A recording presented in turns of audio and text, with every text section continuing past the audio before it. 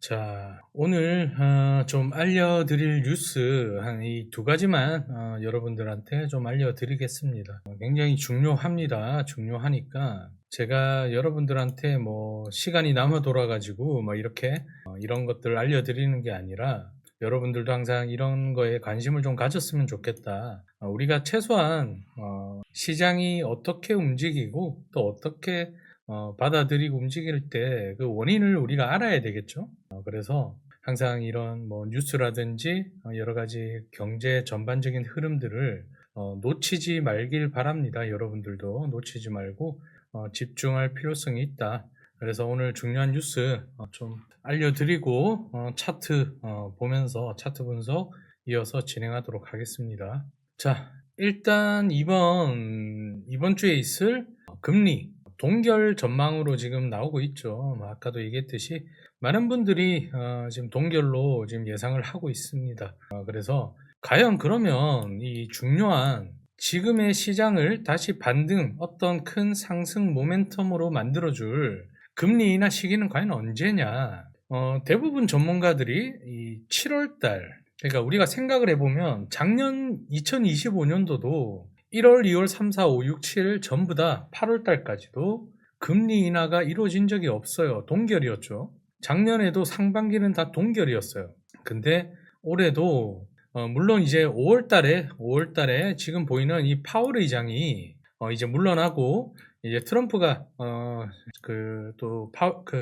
연준의 의장을 지명을 해서 임명이 되게 되겠죠. 그런데 이제 5월 달까지 이제 파월 의장이 있고, 그래서 이제 5월 이후에 연준의 의장이 바뀌기 때문에 조금 더 빠른 금리 인하도 나오지 않을까, 뭐 이렇게 예상도 지금 할 수는 있습니다. 할 수는 있지만 일단은 작년과 비슷하다. 작년에도 2025년도에도 1, 2, 3, 4, 5, 6월 달에는 미국의 금리 인하가 없었고, 그리고 더군다나 매파적인 일각에서는 1년 내내 지금 금리 동결을 해야 된다, 이런 얘기까지 나오고 있어요.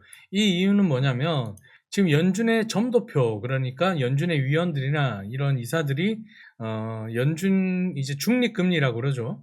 최종적으로 우리가 가야 될 금리 내년 이제 2026년도에 올해죠. 올해 작년 25년도에 내년이니까 2026년도 중립금리 어느 정도냐, 뭐 이렇게 따졌을 때 뭐 일정 부분 거의 지금 뭐 중립금리하고 현재 작년 연말부터 시작해서 하반기에 있었던 세 차례 금리 인하 하면서 지금 그 큰 차이가 나지 않습니다. 연준의 위원들이 중립금리로 생각하는 그 적정 라인하고 현재 금리가 뭐 0.5에서 0.25 정도 차이가 납니다. 그래서 이 당장의 금리 인하를 서둘 건 아니다, 뭐 이런 분위기가 좀 형성이 되고 있다고 합니다. 자, 그래서 일단 이번 주 금리는 당연히 동결할 것으로 예상되는 가운데 시장은 다음 금리 인하 시점은 언제가 될지에 주목을 하고 있다. 그래서 현재 마켓워치 등에 따르면 월가에서는 이 7월달 첫 금리 인하가 단행되고 하반기에, 그러니까 뭐 작년이랑 비슷한 흐름이 될 겁니다. 작년처럼 하반기에 금리 인하가 비교적 신속히 추진될 것이라는 전망이 우세하다. 현재 지금 제롬 파월 연준 의장이 임기가 5월달 끝나고 도널드 트럼프 대통령 금리 인하에 적극적인 그런 인물이 차기 의장으로 임명될 것으로 예상되기 때문에 하반기 때는 금리 인하가 좀 수월하게 나오지 않겠냐라는 생각이 저도 듭니다. 미 연방공개시장위원회 FOMC는 오는 27일부터 이틀간 회의를 열고 미국 동부 시간 기준 28일 오후 2시, 그러니까 우리로 따지면 새벽 4시가 되겠죠. 4시, 4시 반. 그때 금리 결정안을 발표합니다. 시카고 상품거래소 CME 그룹에 따르면 트레이더들은 연준이 기준금리를 현 수준인 3.5에서 3.75% 유지할 가능성을 97%로 보고 있다. 사실상 이 CME에서 트레이더들이 예상하는 그런 이제 가능성이 굉장히 높은 확률이죠. 현재 이번 달 금리 인하는 물 건너갔고 금리 동결이 97% 정도로 보고 있다고 합니다. 고용 시장 둔화보다 물가 대응에 집중하고 있다. 다행스럽게도 미국의 고용이 아주 나빴다가 어느 정도 살짝 만족할 만한 수준까지는 올라오지는 못했지만 어느 정도 회복을 조금씩 하고 있는 그런 이제 데이터들이 조금 나오고 있고 그러다 보니까 지금은 인플레이션 즉 관세로 인한 물가라든지 그런 이제 부분에 있어서 인플레이션에 좀 집중을 해야 된다. 이런 분위기가 좀 흘러가고 있는 것 같습니다. 그러다 보니 이 시장은 현재 상반기보다 하반기가 되어야 인플레이션 완화가 본격화할 것으로 보고 있고 1분기에는 기업들의 관세 등의 영향을 반영해 가격을 재조정하면서 물가 상승률이 급등할 가능성이 있다. 그래서 이제 기업들도 이번에 생산자 물가 지수나 여러 가지 몇 가지 이 CPI 데이터를 봤을 때 실질적으로 소비자한테 부과되는 그런 이제 물가는 그래도 그나마 좀 괜찮았던 걸로 보이는데 그거를 일단 기업들이 고스란히 좀 흡수를 했다라고 보여져요. 그러니까 당연히 이제 기업들이 관세로 인한 인플레이션을 이 기업들이 좀 부담을 하고 있는 그런 모습이다. 이런 것들이 있는데 근데 당연히 기업들 실적 발표나 기업들 상황을 봤을 때 야 이렇게 해서는 안 되겠다 해서 만약에 가격 조정이 나온다. 기업들이 만들어낸 상품이라든지 서비스 이런 거에 있어서 가격 조정이 나오게 되면 당연히 인플레이션은 다시 올라갈 수가 있습니다. 실제로 지금 미국 연준은 2021년 봄 이후 목표치 2%, 인플레이션을 2%로 낮추는 게 연준의 목표예요. 그거는 제가 여러 번 여러분들한테 말씀을 드렸습니다. 거기를 항상 웃돌아온 인플레이션 대응을 우선시할지 현재 둔화되고 있는 노동시장 부양에 방점을 둘지를 두고 계속 논쟁은 이어가고 있지만 최근에는 이 물가 대응에 집중하자는 쪽이 조금 우세한 것으로 알려졌다고 합니다. 그래서 우리가 알다시피 연준에서 이 노동시장, 비농업 취업자 수, 미국 실업률 이런 노동 데이터가 둔화되고 악화되면서 지난 25년 한 번도 금리 인하를 하지 않았다가 25년 9월부터 10월 그리고 12월 이렇게 세 차례 연속으로 기준금리를 내렸습니다. 그래서 총 0.75를 내렸죠. 그래서 여전히 연준 내부에 의견 차이가 있다. 일부 연준 마켓 관리자들은 금리 완화가 인플레이션 재가속을 초래할 수 있다는 점을 걱정하고 있다라고 합니다. 그래서 인플레이션이 분명하게 떨어지고 있다는 어떤 명확한 신호가 나올 때까지 연준은 현재 지금 중립금리에 어느 정도 가까워진 지금 시점에서 추가적인 금리 인하 나서기는 좀 꺼릴 수 있다. 이런 분위기가 형성이 되고 있다고 합니다. 현재로서는 연준이 어느 방향으로든 서둘러 움직일 필요가 없다. 그리고 28일 당연히 연준의 성명과 파월 의장 기자회견이 다소 예전에는 슈퍼 비둘기로 변했던 파월이 있었지만 이번에는 조금 매파적인 그러니까 통화 완화 정책이 아닌 긴축 정책을 그런 이제 기조를 드러낼 것이다. 지금 연준에서는 그렇게 생각을 하고 있다고 합니다. 그럼에도 불구하고 일단은 올해 2026년도 총 한 3차례 작년과 비슷한 수준의 금리 인하가 이뤄질 거라고 예상을 하고 있다고 합니다.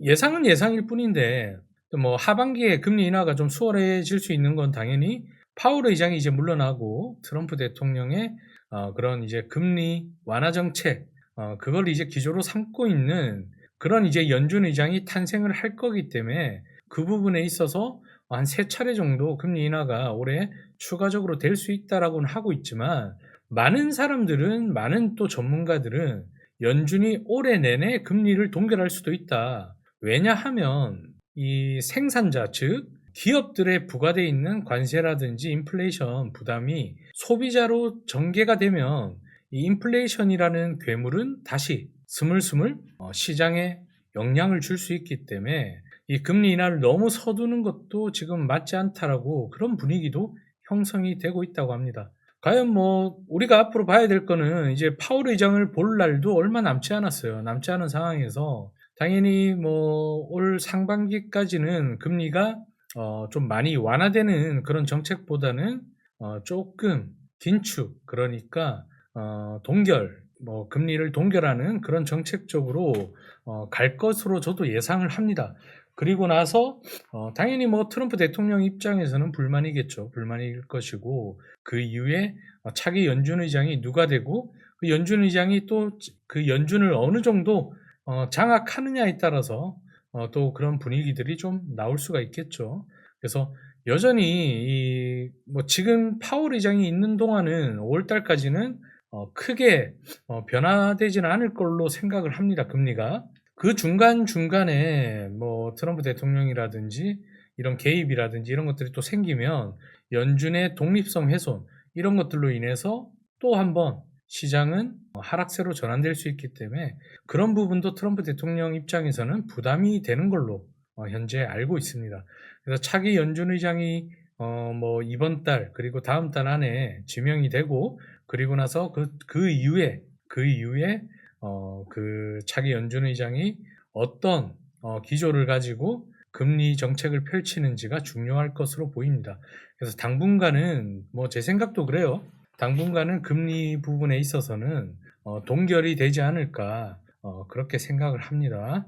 자, 그리고 두 번째, 이 금값이 온스당 5,100불을 넘었습니다. 5,100불. 아주 그냥 거의 그냥 금값이 정말 금값이고, 실버, 카파 뭐 등등 해서 흔히 말하는 우리가 안전자산이라고 불리는 종목들이 아주 큰 상승세를 이어가고 있다. 더군다나 우리가 봐야 될 게 뭐였냐면, 지난주에 사실 골드하고 실버가 급등을 했던 이유가 그린란드 지정학적 리스크 이슈로 인해서 급등을 했는데, 다보스 포럼 때 트럼프 대통령이 다시 유럽의 금리를 뭐 관세를 철회를 했고, 그러면서 이제 불확실성이 해소가 되면서 골드랑 실버가 큰 폭의 뭐 순간적인 조정이 왔는데도 불구하고 계속 상승을 한다. 지금 되게 이례적이고, 저도 와, 이렇게까지 상승하는 게 맞나? 뭐 이런 생각이 들 정도로 거의 현재 골드와 실버 시장은 광기의 시장으로 보입니다. 제가 생각할 때는 제 주관적인 생각은 그래요. 그래서 뭐 여러 가지 뭐 뉴스들이 있지만 오늘 이 뉴스가 좀 맞다라고 생각을 해요. 어떤 거냐면 미국 자산의 신뢰 위기, 달러라든지 미국이 갖고 있는 국채 시장, 이번에도 그린란드 이슈가 터졌을 때 유럽이나 이런 데서 갖고 있던 이제 미국 국채라든지 미국 주식 이런 시장들이 한 번에 팔아제끼면서 이거를 무기로 사용할 수 있다. 그런 불안감이 뭐 확산이 되었죠. 가능성은 매우 낮다고 했지만 실제로 덴마크에 있는 그런 민간 쪽에서는 이번에 미국 국채를 갖다 팔았죠.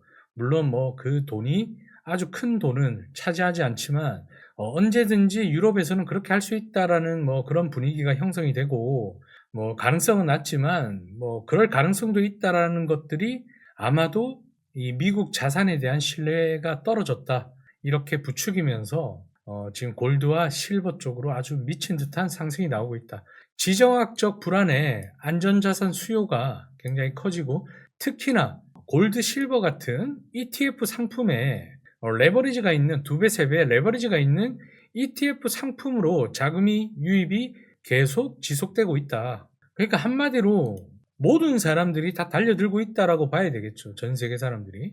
그리고 전 세계 중앙은행들도 계속해서 꾸준하게 골드바를 매집을 하고 있고, 뭐 그런 분위기들이 다 같이 형성이 되면서 지금 이런 분위기가 좀 나오고 있는 것 같습니다. 그래서 미국 정부와 미국 자산에 대한 신뢰가 지금 위기다. 뭐 그런 분위기 속에서 안전자산이 급등을 하고 있습니다. 지정학적 불확실성이 계속되면서 금값이 오늘 26일 온스당 5,100달러를 돌파하면서 사상 최고치를 갱신을 했습니다. 유럽 시장에서는 오전 8시 40분에 온수당 5,093, 그리고 장중 한때 5,110달러를 넘어서기도 했다. 그리고 2월달 인도분 미국 금 선물 가격도 같은 폭으로 상승하면서 온스당 5,090.40달러를 기록을 했다고 합니다. 금 가격은 2025년도에 64% 급등한 데 이어 올 들어 이미 20% 가까이 올랐다고 합니다. 그러니까 지금 1월 달인데 1월 달이 끝나지도 않았어요. 지금 20 며칠 동안 올해 26년도 초부터 이제 가격을 봤을 때 한 20% 가까이 올랐다고 합니다. 이거는 거의 미친 수준이죠. 뭐 한 달에 20%씩 올라가면 1년이면 240% 올라간다는 결론이 나오잖아요. 그럴 일은 드물겠지만. 근데 그게 또 뭐 미국 자산에 대한 위기감이라든지 실질적으로 나스닥이나 코인 시장이 더 몰락을 하게 되면 그런 일들도 생길 수 있다라는 게 이번에 나오게 되었죠. 왜냐하면 작년에 우리가 골드랑 실버 2026년도에 온수당 5,000달러, 온수당 100달러 이렇게 예상을 했던 그것들이 20 며칠 만에 다 박살을 내버렸습니다. 이거 어마어마한 그 상승세와 수치죠. 그래서 이는 뭐 안전자산 수요, 그리고 미국의 통화정책 완화, 그리고 중국의 14개월 연속 매입, 그리고 중앙은행들의 강력한 매입, 그리고 상장 지수펀드 ETF죠, ETF. ETF 상품들이 굉장히 많은 돈이 금하고 실버로 매수 쪽으로 유입이 들어오면서 이런 결과가 나왔다고 합니다. 특히나 ETF 상품 그쪽으로 돈이 어마어마하게 많이 들어왔다 그래요. 최근에 뭐 미국 주식들 일부분 익절한 그런 돈들이 미국 주식 시장이나 뭐 다양한 ETF 상품, 특히나 골드나 실버 쪽으로 흘러 들어왔다라고 보여지는 거죠. 그래서 최근의 촉매제는 당연히 미국 정부와 미국 자산에 대한 신뢰 위기, 지난주 트럼프 행정부가 예측 불가능한 의사결정을 내리면서 기존 관행의 균열을 일으켰고 모두 유일한 대안으로 금에 매달리고 있는 상황이다. 그리고 트럼프 대통령이 뭐 그전 주말에 그린란드 뭐 장악하기 위한 지렛대로 유럽 동맹국에 관세를 부과하겠다고 위협했다가 이제 물러섰죠. 그리고 뭐 이번 주 주말에 있었던 캐나다, 중국 무역 협상을 이행할 경우, 그러니까 캐나다하고 중국하고 뭐 서로 두 국가가 으쌰으쌰해서 무역 협상을 이행을 하게 되면 트럼프 대통령이 안 그래도 지금 빡쳐 있는데 이제 캐나다한테 100% 관세를 부과하겠다라고 밝혔죠. 그러면서 이제 좀 뭐 지정학적 리스크가 생기면서 주말에 코인들이 박스권이 아니라 급락을 했죠. 그리고 이번에 뭐 다보스 포럼에서 얘기한 부분 중에서 이 마크롱, 프랑스 대통령에 대한 조롱을 좀 했었죠. 트럼프 대통령이. 그리고 이제 뭐 계속해서 뭐 프랑스산 와인이나 샴페인 등에 200% 관세를 부과하겠다고 위협을 하고 뭐 이런 이제 여러 가지 지정학적 리스크 때문에 좀 미국에 대한 신뢰가 좀 떨어졌다. 그리고 엔화 강세로 인해 월요일 달러화는 전반적으로 약세를 보였죠. 당연히 달러가 약세가 되면 골드나 실버 같은 종목들이 상승을 하게 되겠죠. 상승을 하게 될 것이고 시장은 엔화에 대한 연준의 개입 가능성에 촉각을 곤두세우고 있고 투자자들은 이번 주 연방준비제도 회의를 앞두고 달러 포지션을 좀 줄이고 있다고 합니다. 그래서 그나마 우리도 원화의 가치가 지난주에 1480원까지 다시 간화했는데 조금 빠졌죠. 한 1440원대로. 달러 가치가 약해지면 다른 통화 보유자들이 달러 기준으로 가격이 책정된 골드를 더 저렴하게 구매할 수 있게 되겠죠. 그래서 분석가들은 올해 지정학적 긴장이 뭐 단 한 곳이 아니라 뭐 유럽에서 생기고 남미에서 생기고 중국에서 생기고 막 이러다 보니까 여러 지역에서 뭐 중동 지역도 생기고 있죠. 이란 고조되고 이 강력한 중앙은행 및 개인 투자자 수요, 그러니까 특히나 이제 뭐 중앙은행에서는 전 세계 중앙은행들은 골드 매입이나 실버 매입을 당연히 뭐 하기로 했었던 거고 계속 하고 있습니다. 하고 있는 상황에서 이 개인 투자자들이 미친 듯이 수요를 지금 하고 있기 때문에 계속 사들이고 있기 때문에 금 가격이 이제는 바뀌었어요. 올해 전문가들이 6,000달러까지 오를 것으로 예상한다고 합니다. 6,000달러면 지금부터 한번 생각을 해보세요. 20%가 더 상승하는 건데 뭐 결론적으로 따지면 거의 올해도 작년 못지않게 뭐 작년에 한 60% 올랐으니까 그 정도 올라갈 수도 있겠지만 뭐 결론적으로 한 최소 못해도 40에서 50% 이상은 올라가지 않을까 뭐 그렇게 생각을 한다고 합니다. 물론 중간에 큰 조정은 필요하겠죠. 왜? 돈은 무한대가 아니기 때문에. 금 가격은 당연히 뭐 추가 상승 여력이 있다고 보이고, 현재 예측으로 하반기 시작할 때쯤, 그러니까 7월 달이죠. 그때 한 5,500까지는 올라가지 않을까.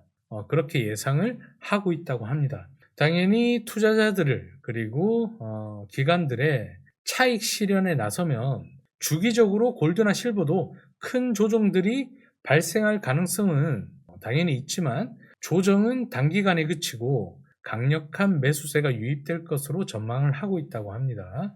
그래서 실버도 지금 뭐 계속 상승을 하고 있고 골드 같은 경우도 뭐 계속 상승하고 있기 때문에 제가 우려하는 거는 신고가 근처에서는 뭐 중간에 급락이 나올 수 있어요. 조정이.